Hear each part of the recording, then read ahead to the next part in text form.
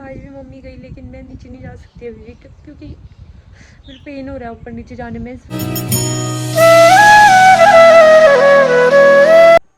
Hello everyone, सबसे पहले आप सभी बड़ों को मेरा प्यार भरा पहलाक और छोटों को ढेर सारा प्यार। मैं दीक्षा अजय बोरा बरकटिया पिथौरागढ़ से स्वागत करती हूँ आपका अपने यूट्यूब चैनल सेट व्लॉग्स में। आई होप आप सब ठीक होंगे। सो गाइस, नए दिन से नए व्लॉग की शुरुआत करते हैं और आज के व्लॉग की शुरुआत मेरी रही है सुबह के 9 बजे से। फिलहाल नाश्ता तो मेरा हो चुका है और बेबी भी अभी सोई हुई है। मम्मी आज जा रही हैं तो मम्मी ने भी नाश्ता कर लिया है, लेकिन थोड़े रुक के जाएंगी मम्मी अभी। बाकी पतिदेव अभी पहुँचे नहीं है क्योंकि हरिद्वार में मतलब कावड़े आए हुए हैं ना। इस सावन के महीने में कावड़े सारे हरिद्वार से पानी भर के लेके जाते हैं और अपने वहाँ के मंदिर में चढ़ाते हैं। तो इस वजह से उनको काफ़ी ज़्यादा टाइम हो गया और फिर दूसरी जगह से घूम के जा रही है। बस तो बहुत लेट हो गया था उनको। हरिद्वार भी वो बहुत लेट पहुँचे। पहुँचे नहीं थे जब मैंने कॉल करी थी, पहुँचने वाले थे और मैंने 8 बजे कॉल करी थी उनको। बाकी आज रोज़ मौसम ऐसे ही हो रहा है। इसको सुबह धूप सिकानी है, मतलब पी लिया तो अब पिछली बार बताया था अब है नहीं, लेकिन हल्का हल्का सा है। मतलब वैसे भी छोटे बच्चों को ना धूप सिकानी होती है सुबह की विटामिन डी के लिए, क्योंकि दिन भर तो हम बाहर रख नहीं सकते हैं ना इतने छोटे बच्चों को अभी। तो तभी धूप ही नहीं आ दे रही है। आज भी मौसम ऐसे ही हो रहा है, पूरा बादल बादल लगा हुआ है और मम्मी बैठी है इसके साथ। सारा रूम फैला हुआ है। अब मेरा रूम ना कुछ टाइम तक आप लोगों को ऐसे फैला फैला ही लगेगा, क्योंकि बेबी के साथ होता है ना, रूम पूरा फैल सा जाता है।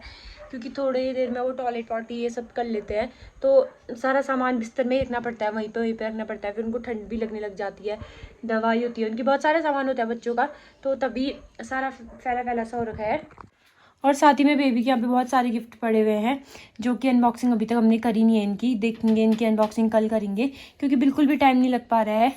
इनकी अनबॉक्सिंग कल करेंगे सोच रही हूँ मैं। दोस्तों थोड़ी बहुत धूप निकली है तो कपड़े डाले हुए हैं बाहर, कंबल वगैरह, और फिर वैसे ही बादल बादल वाला मौसम हो रहा है। और मम्मी जाने वाली हैं अब, क्योंकि टाइम हो गया है मम्मी के जाने का। और मम्मी ज़्यादा दिन रह भी नहीं सकती क्योंकि दादी अकेली हैं घर पे और नानी को रखा है, तो नानी को भी अब अपने घर जाना है। इस वजह से मम्मी जा रही हैं आज। अब बाद में आएंगे, और बाद में आएंगी भी ना तो तब तक मम्मी फिर गाय ले लेगी। अभी तो घर बन रहा था तो उससे गाय बेच दी थी, लेकिन अब मम्मी गाय लेने वाली है। तो अगर अब आएगी भी तो यहाँ रहने के लिए नहीं आएगी, पहले मतलब जिस दिन आएगी उसी दिन चली जाएगी। दिस सोच आएगी और दिस सोच ही चली जाएगी। और आज का मौसम ऐसा हो रहा है, खेतों में तो पूरा भूड़ सा हो गया है, बहुत बड़े बड़े हो गए हैं झाड़ियाँ और ये सारी फसल वगैरह। सारे कपड़े डाले हुए हैं हल्की धूप दिखते ही। बादल का क्या कहेंगे, ऐसी है। और यहाँ पे बारिश वगैरह आने से रोज़ मेरा जो ब्रह्म कमल का पौधा था वो बहुत बड़ा हो चुका है। अभी मैं इसमें हाथ नहीं लगा सकती हूँ, 22 दिन बाद लगाऊंगी। जब बेबी को 22 दिन हो जाएंगे ना तो उसके बाद लगा सकती हूँ, उसके बाद इसमें पानी चढ़ा सकती हूँ मैं, तब तक नहीं चढ़ा सकती हूँ। दोस्तों यहाँ पे मम्मी हो चुकी हैं तैयार। सूट तो मम्मी लाई नहीं थी उस दिन, साड़ी लाई थी, तो साड़ी ही पहन के जाएगी। यहाँ को सामान वामान डाल रही है बैग में, और अब रो रहे हो।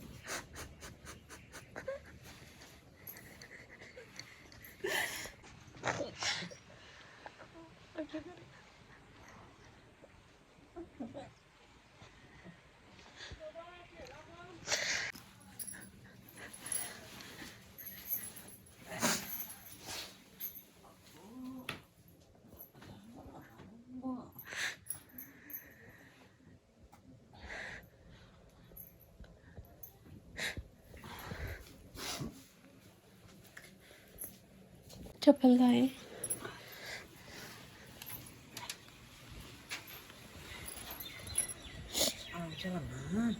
उसमें क्या बोलते पानी मग्गे से डालना, बाल्टी में डालना।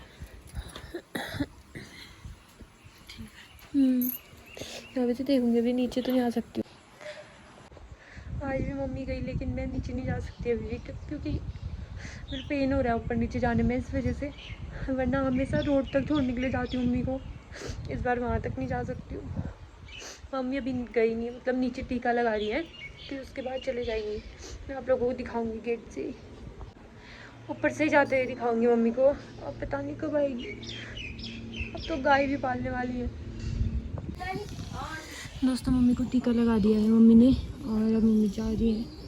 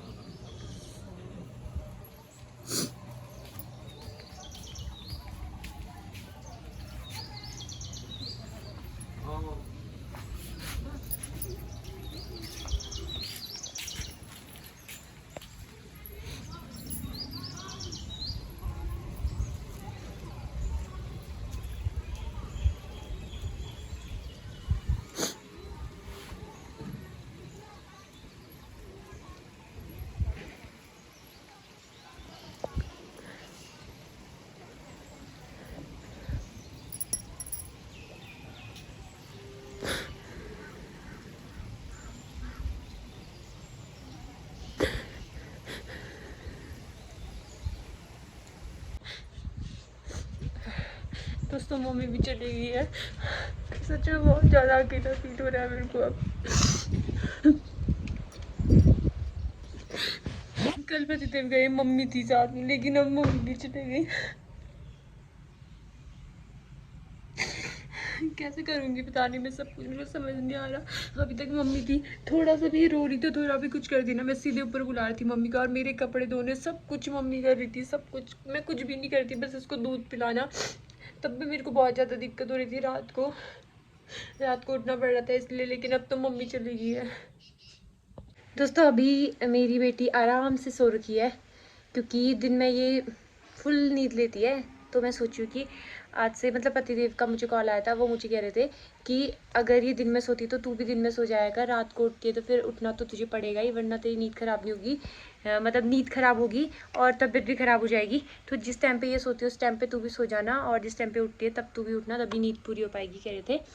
तो मैं भी सोची हूँ कि सो जाती हूँ। वैसे दिन में नींद तो नहीं आती है, पर लेकिन अगर रात को नहीं सोने देगी तो फिर सर भारी भारी सा रहता है ना, तो थोड़ा सो जाते हैं। और मम्मी पहुँचने वाली हैं मेरे मायके, और मायके में अभी भी नहीं जा सकती हूँ। मैं नवंबर से अपने मायके नहीं गई, मतलब नवंबर में गई थी, फिर बाद में थोड़े टाइम बाद पता चला था कि मतलब ये पेट में है करके। तो उसके बाद फिर ट्रैवलिंग करना, ये सारी चीज़ें सही नहीं रहती है, तो इस वजह से मैं जा नहीं पाई, क्योंकि दूर है। और उसके बाद अब ये हो गई, तो अभी भी नहीं जा सकती, इतनी छोटी है ये, और ननिहाल इतनी जल्दी लेके भी नहीं जाते कहते ना। और होता भी ऐसा।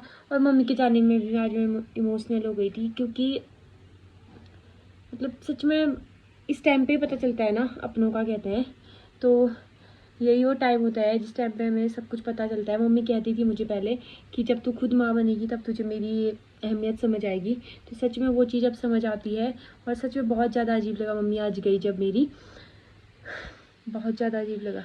और पहली बार रोई होंगी मैं इतना मम्मी के सामने, वरना मैं शादी के दिन भी ना, मैंने बहुत कंट्रोल किया था, शादी के दिन भी मैं नहीं रोई। सिर्फ जिस टाइम पे कन्यादान हो रहा था मेरा, उस टाइम पे रोई थी, उसके अलावा मैं शादी में रोई नहीं अपने। लेकिन आज मुझे बहुत ज़्यादा रोना आया मम्मी को जाते देख।